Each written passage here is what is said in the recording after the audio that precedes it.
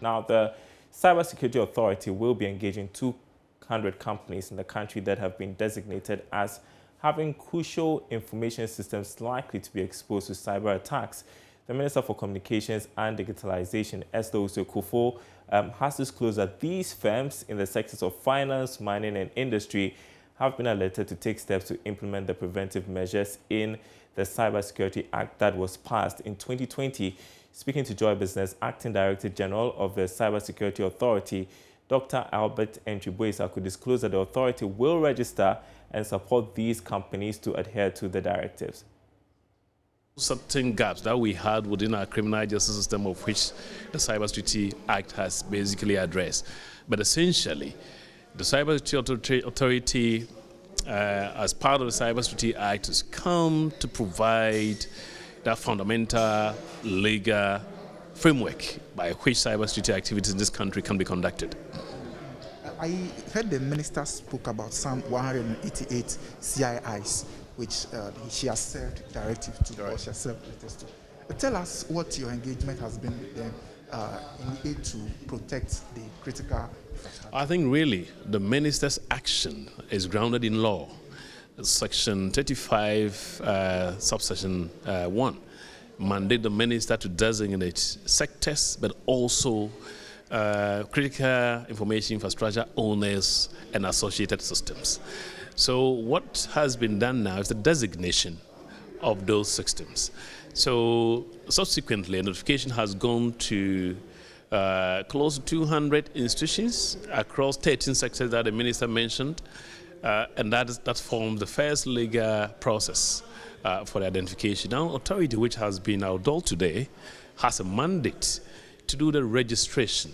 In other words, what authority is going to do is engage with those designated critical information infrastructure owners, sit down with them, explain the rationale of the process, and register them.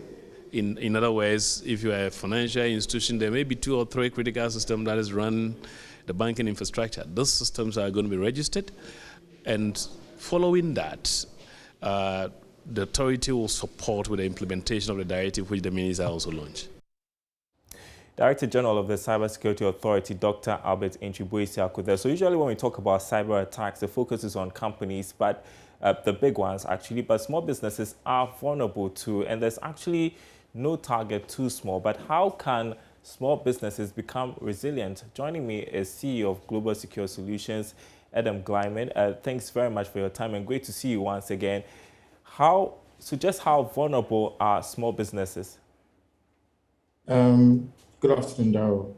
So last year, small businesses were about 43% of all global cyber attacks. That has been a significant increase.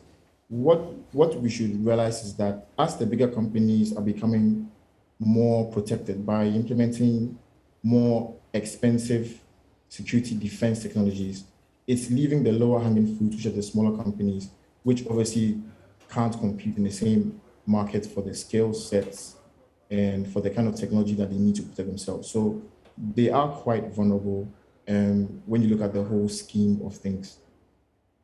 And so how can these business owners then protect their businesses? It's really a tough spot that they're in. They need to be able to leverage advanced tools, because it's become very obvious that with the new threats and the evolving landscape, the traditional tools cannot withstand these defenses or cannot withstand these attacks. So I think leadership in these organizations or institutions need to look at forward-thinking protection from a governance and risk perspective, and also partner with stakeholders in the community like cybersecurity service providers to augment that missing gap in their processes and in security operations, to be able to identify, detect, and respond to incidents and deal with them before it becomes too late or causes more damage than it should actually do.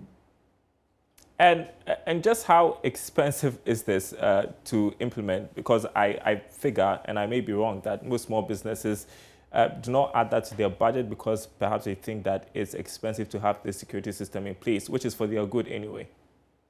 Yeah, that's very true. There's a small cybersecurity, small and medium business report on cybersecurity that actually advises firms to use at least 3% of their budget and stash it away for cybersecurity related projects. It's not a joke, though. Cybersecurity solutions and products are very expensive.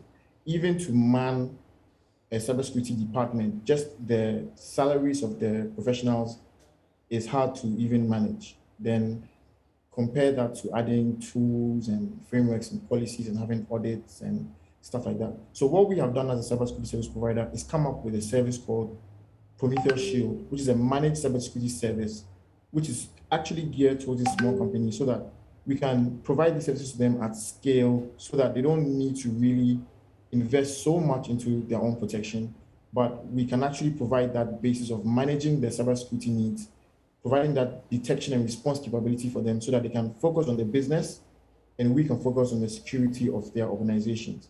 We're also having a webinar on the 4th of November, and the topic is building business and cyber resilience in the new normal. So they would learn so much from this if they're able to register for that event.